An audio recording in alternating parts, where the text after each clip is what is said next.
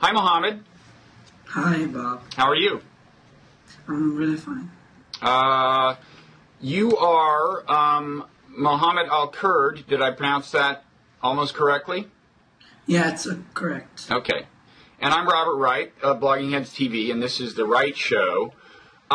You're younger than our average guest, so I should maybe do a little explaining here. How old are you now, by the way? I'm 14 and 3 months. 14 and 3 months. Okay. So you are, your story is explained in a documentary called My Neighborhood that's been shown at some film festivals and is available on DVD, and we'll be able to show our viewers, steer our viewers to an excerpt from it. And right now you're in the United States because of that documentary, but you live in East Jerusalem. Do you want to tell us a little bit about what that documentary is about, what your story is? My story is like other Palestinian story. It's just one example of other stories. Settlers came to my house and took one part of it, and now we live in the other part of it. And this is just one example of thousands and thousands of families. And when I speak about my neighborhood is like 28 families, and each family have different case or the same case. All of them will face the same thing in the end. So it's just one example of the whole story. So I just came here to talk about my example so people can watch out for what's happening in Jerusalem, and thousands of houses are being attacked by settlers. Okay, let's explain. I'll explain a little to people about East Jerusalem because they may not all understand the background. East Jerusalem is not recognized under international law as being part of Israel. Certainly not the original Israel, but not even part of the expanded conception of Israel defined by the so-called Green Line.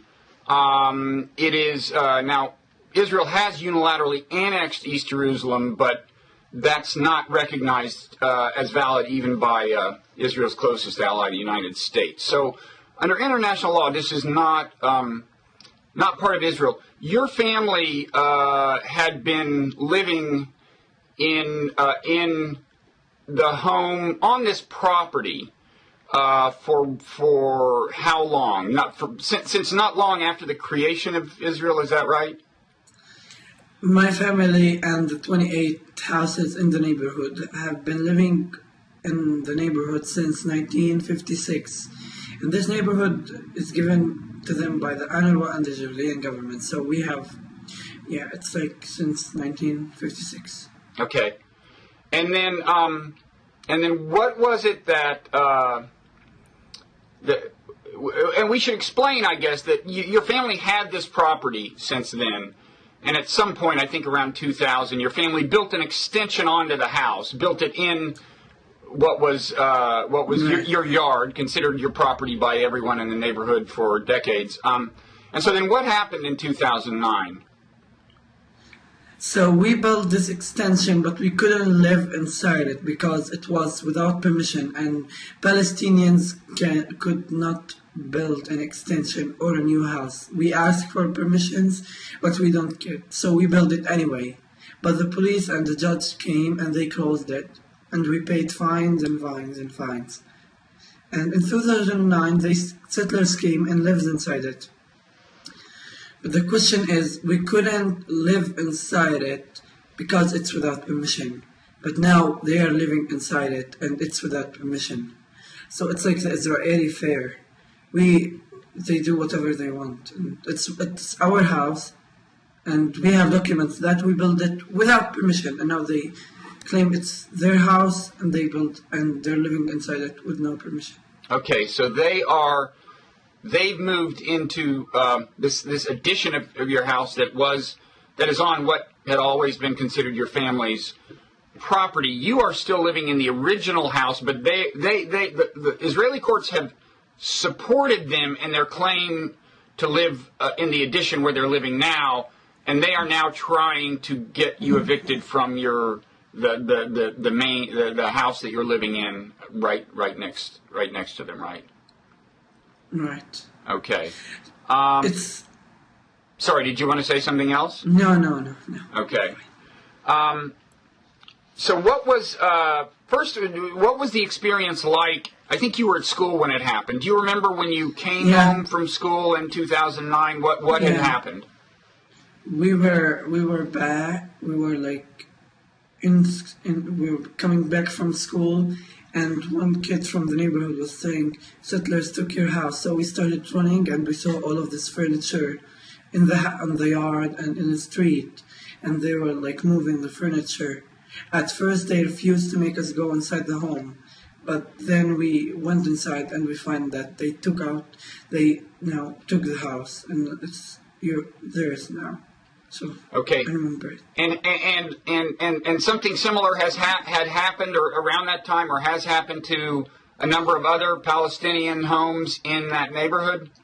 Yes, before our case. In 2nd of August, two families, they're Ghawi and Hanoun, they've been evicted from their houses in 2nd of August. And after it, in 3rd of November, we are evicted of the house. Okay. Yeah. And I guess they are, their claim is that that this was Jewish land before some decades ago. Right. They're arguing that this was Jewish land, so you have to leave.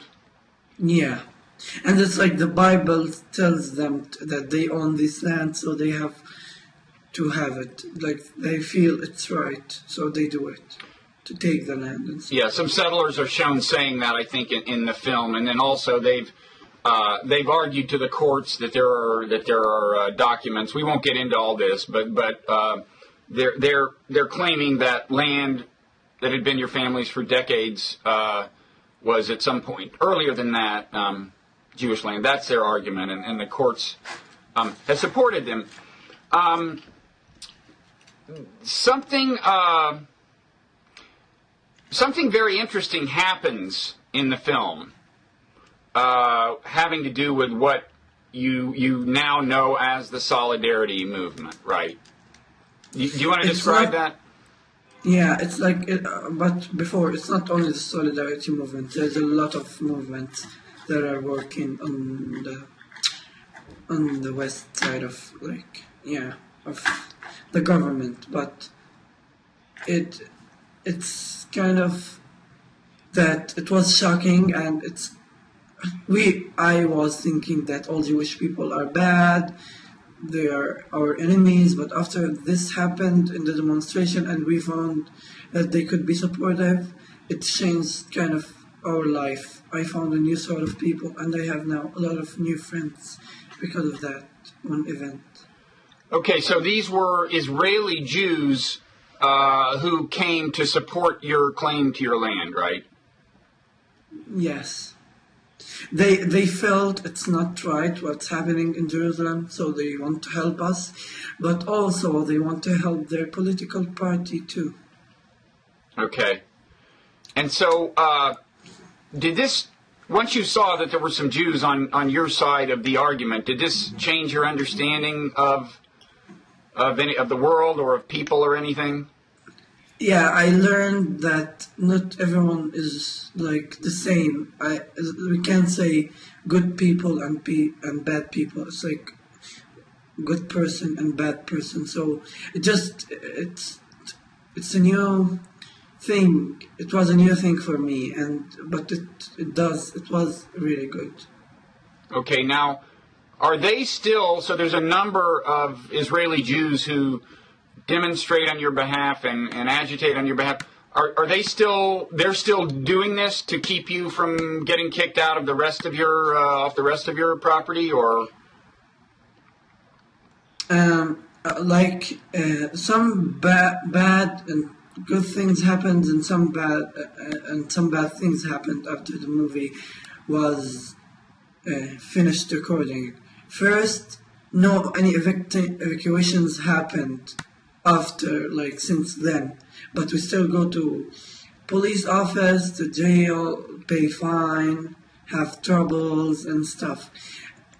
But no evacuation happened. We still have some evacuation orders, but nothing happened yet. But it could happen in any moment.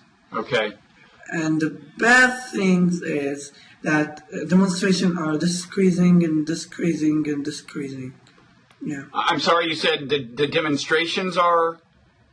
Like less and less and I less. see. So the number of people who turn out to support you are less now. And less. How often do they have the demonstrations? It's like it used to be every Friday, but now it's not known because like Sheikh Jarrah is now quiet. It's a quiet neighborhood, so it's not an interesting thing, and it wouldn't help them. So they go to support other people like in Susia and the West Bank because Sheikh Jarrah is much more quiet now. But that's a bad thing. They can't leave demonstration. That's bad. So right now settlers are not coming and actually trying to take more property. In other words, are they waiting to get support from the courts or something? Is that one reason that the demonstrations have died down because the settlers aren't trying to take new property every day? I think so. Yeah, just like if these people want to have demonstration, they want to have in a place that have action too. So if they had demonstration in Sheikh Jarrah and now it's quiet because there is no recordings. Okay.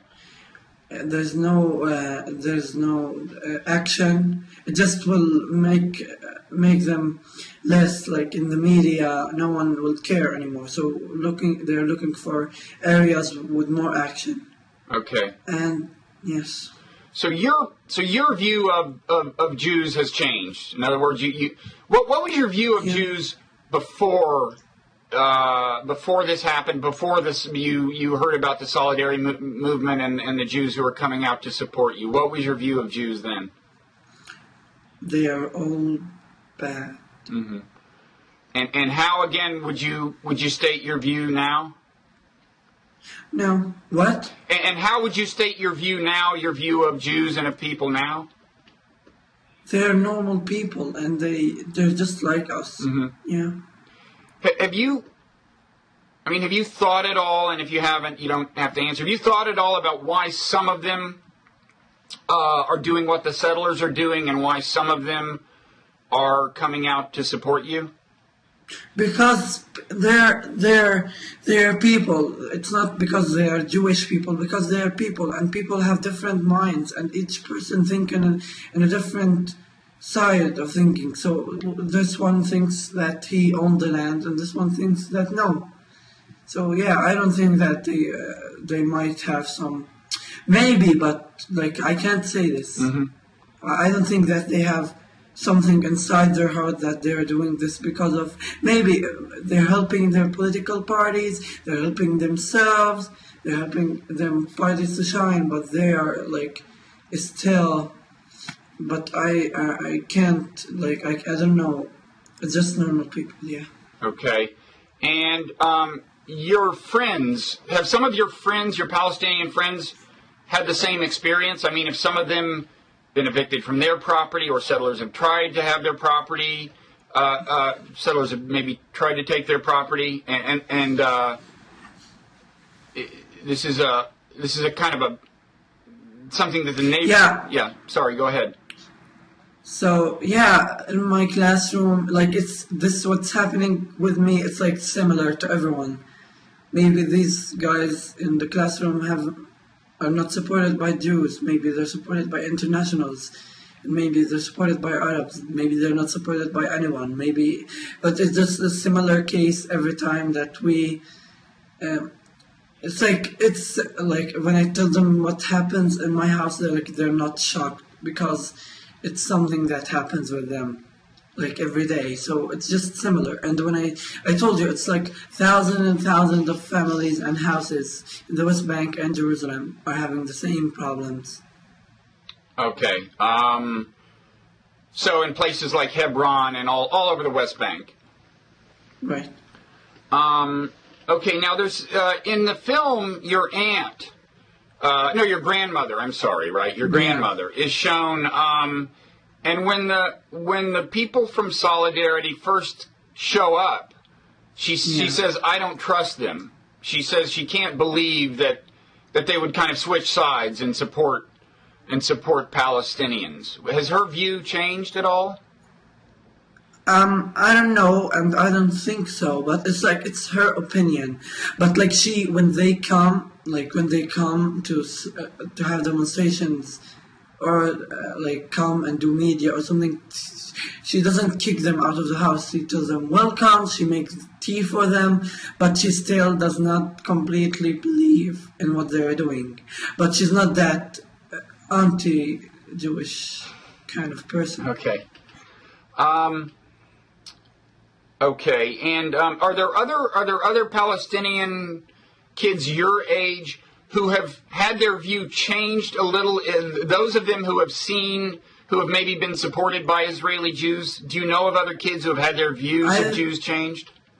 I think so. I think it's what's happening. It's huge. It's common everywhere. So I think, yeah. Okay. And are you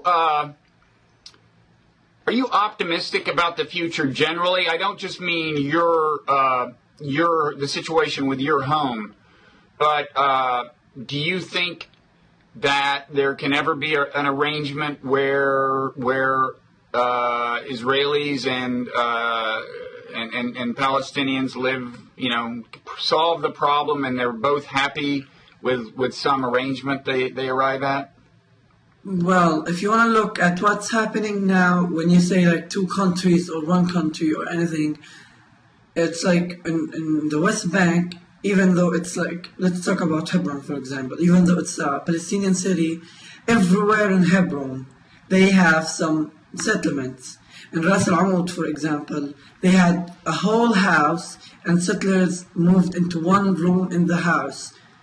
So can you believe like it's only one room in the house? Just put yourself in our shoes and try to imagine different cultures and different people coming into your house from the front door, sharing the same bathroom. So it's really hard. I just can't answer. But like if that's ever gonna happen, we need our rights, our country, and our justice and our rights. We can't just live as a resident here. It's our country and our rights. So I just can't answer. But if that's gonna happen, we need rights, justice, and my country, our country. That's always been Palestine, always. So I didn't hear the very last thing you said. After you said our country, you said what? Our country, that's always been Palestine. So do you think much about this question of whether there will be a two-state solution or a one-state solution? And if you haven't, you don't have to talk about it. But is that something that gets discussed and that you think about? I think of it, but when we look at the case, it's almost impossible because they're ruining everything, and like borders everywhere, settlements everywhere, and we can't live with someone who already killed our parents and spit it on my grandmother and terrified my little sister. Try to imagine it yourself. Just you have your family. Try to imagine your daughter terrified by a dog, or your mother, a settler spitting on your mother. Try to imagine a settler performing to your wife or your daughter. Try it. It's hard, and after you try to imagine these things, you will never. And these are the kinds of things that have happened to your family or to other Palestinian families when settlers. Yeah, okay. It's even more. It's really hard, and it's not only us.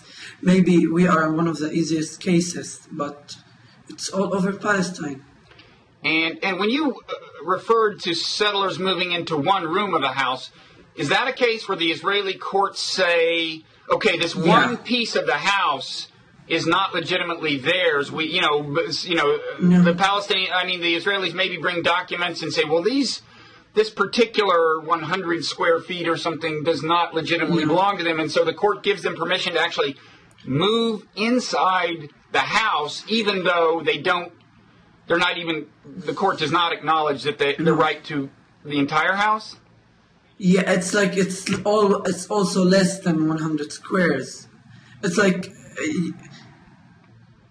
just like they don't have logic. They like look at the case and it's your if you have a case you can move here, and they don't think about what's gonna happen.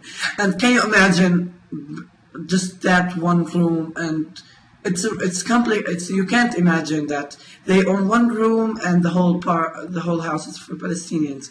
They just want to take whatever they can take and just say it's theirs, so they can control the whole country. And so, do you?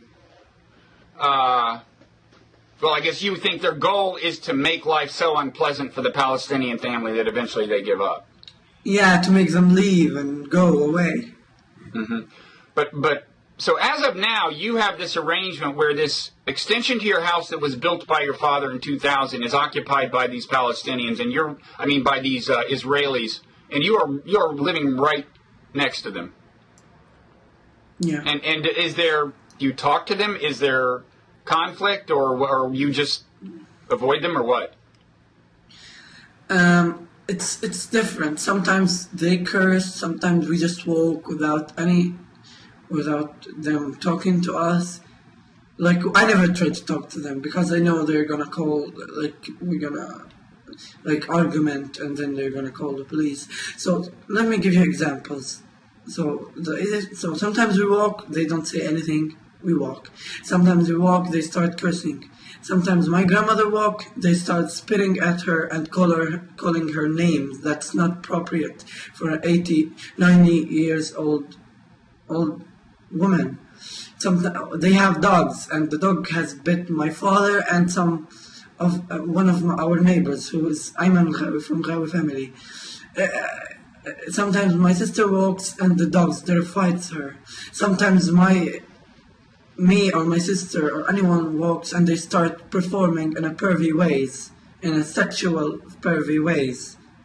So this is what's happening in our house and in thousands of houses in Palestine. Okay, and in your case, this has been going on since 2009. It is, but we had to pay fines since 2000, and we had some cases because we built it without permission. But when the settlers move in, it's like another case. Mm-hmm. So it's 2009, right? Okay. Now, as we said, you've become friendly with some Israeli Jews who have come to your assistance and supported your cause. I'm curious, have you met any Israeli Jews who are your age who are friendly in that way? They had to bring groups to the neighborhood of Israelis, and we had me or anyone from the neighborhood to talk to them. Yeah, I think I've got some. Yeah, my age or a little bit older. I have. Yeah. So, Mohammed, if you could get a message to all Israeli Jews who are your age, if you were allowed to record, a 30-second or a video clip or something, and you knew that it would be shown to all of them, okay. Do you know what you would say to them or what message you would try to get across?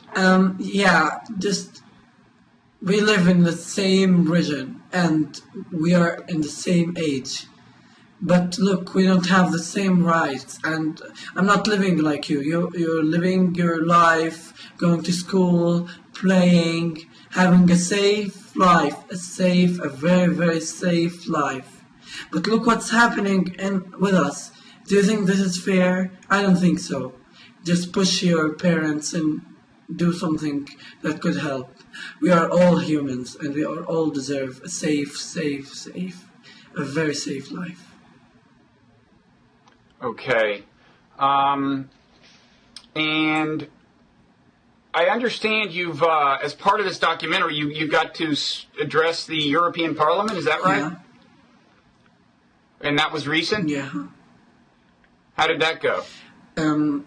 It was good. I found a bit like support from the members. That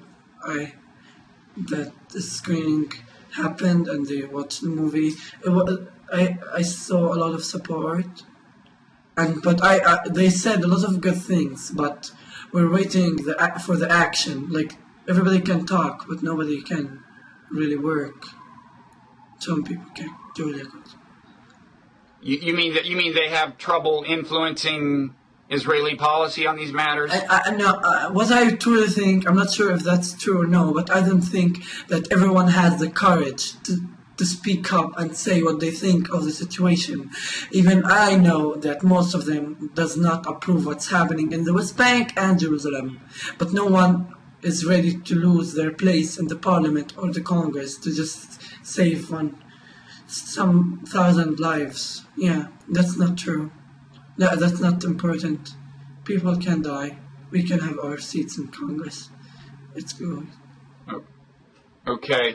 Now, in the documentary, I believe you're 11 years old when the documentary is made, and I think you say that you might want to be a lawyer or a journalist, if I'm recalling correctly. Yeah, it's a lawyer or a human rights lawyer. Is that still your plan? I have some other options too, but yeah. But you're thinking about maybe being a human rights lawyer? Yeah. Okay. All right. Well, listen, Mohammed, thanks very much for taking the time, and good luck with in the Israeli courts, I guess, for one thing, and also in making your case to people. Thank you. Okay. Thanks very much. Thank you. Nice to talk to you. Bye-bye. Bye. Same here.